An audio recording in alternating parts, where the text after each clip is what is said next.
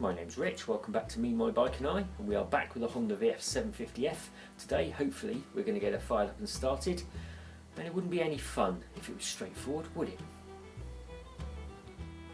If you watched my last video, you'd have seen me do a starter motor swap in order to get the bike cranking, which she now does nicely.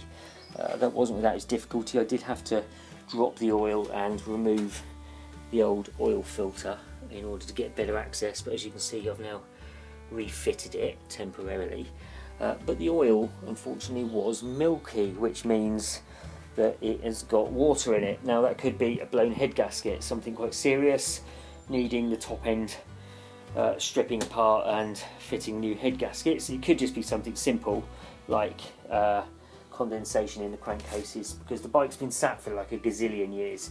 Now I could do a compression test now. The rear cylinders are quite easy to get to because they're already exposed, but the front would require me to take off the top radiator and whatever else is behind it. So I'm going to leave that for the moment and just concentrate on getting some fresh oil in the crankcase and some fresh fuel in the float bowls and getting her started.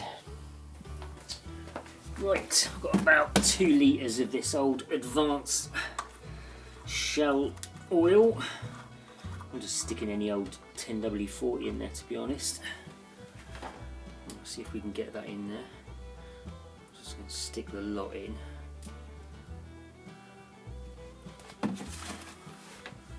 It's got a little strainer in there and it's just taking forever to go through it, so I think I'll remove that strainer. It's brand new oil. I don't see why you need a strainer for that, so let me just get that out of there so we can get that in a little bit more quickly.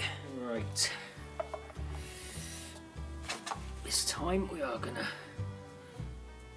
get it in there quickly. There you go. This obviously won't even come up to the dipstick. Okay, that's that one done. Let's go and break open the other one.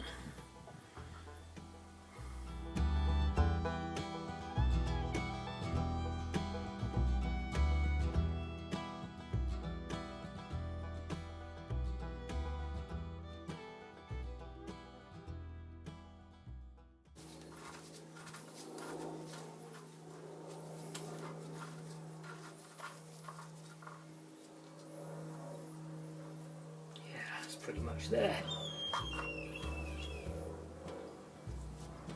Do it. Right, I've rigged up an auxiliary tank. That's just running straight down to the filter. So I'm going to switch the tap on there and let's see if we can get some fuel into these carbs.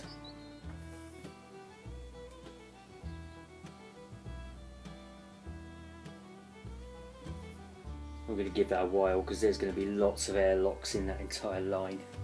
The weight of that fuel is not so great. Can't hear the fuel pump doing anything.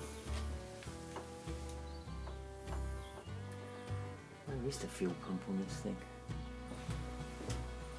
Well, as I crank it, it's pulling fuel through the system.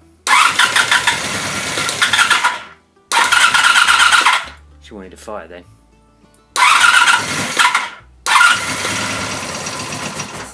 Whoa, really?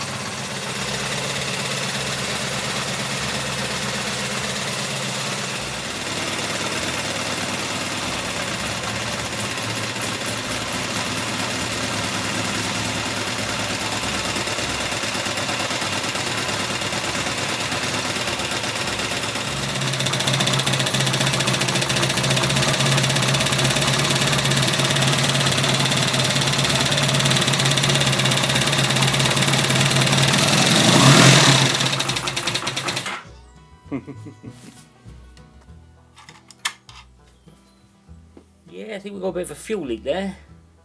She might be running very rich as well. I'm certainly blowing out some smoke.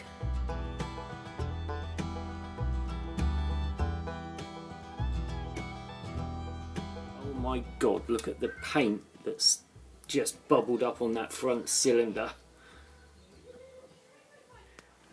Okay, so we are the next day, and the little puddle of fuel that was right there obviously is evaporated, because that evaporates quite quickly, and that directly corresponds to where that was coming out from under the carburettor. I think that's all evaporated off now, but it was definitely dripping. There is fresh oil, but we don't have a leak, we just have, well, somebody forgot to tighten up the sump plug.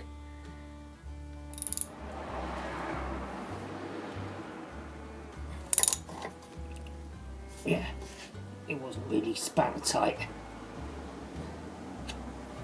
And that is flakes of some of the paint that was hand brushed on. I honestly think they just used wood gloss. The bubbling seems to have gone down now, but it's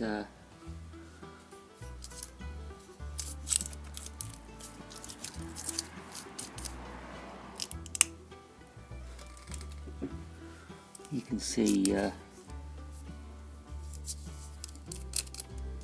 bad it is.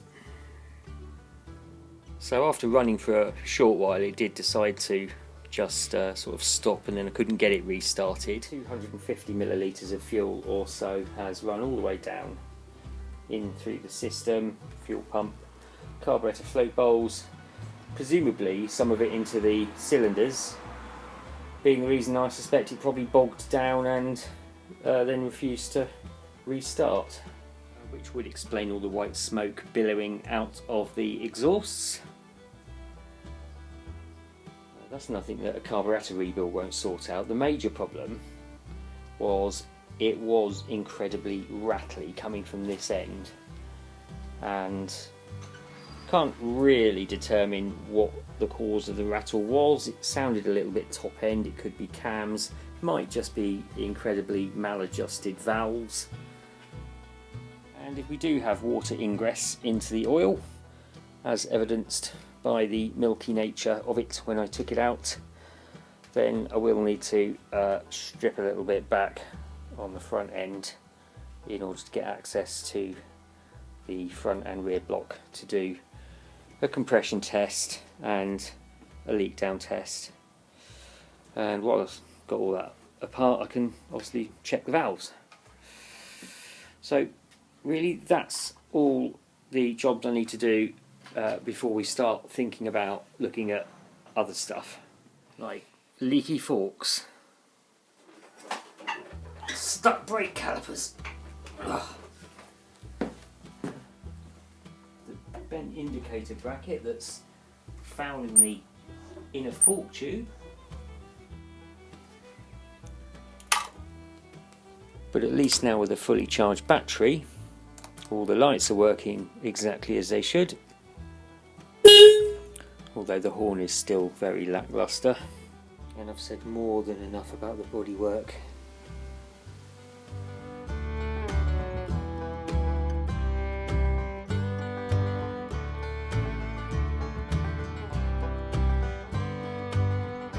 And the terrible paint.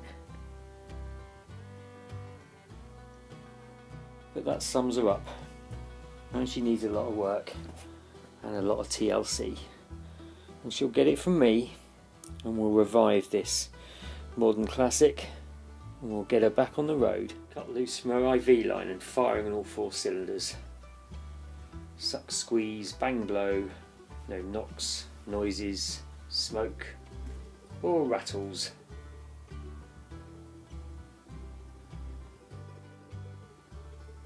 Well, if there's any truth in the original slogan that you meet the nicest people on a Honda, I better prove them right and get to work on this old girl. In the meantime, thanks very much for watching. Don't forget to like, subscribe and share, and I'll see you on the next video.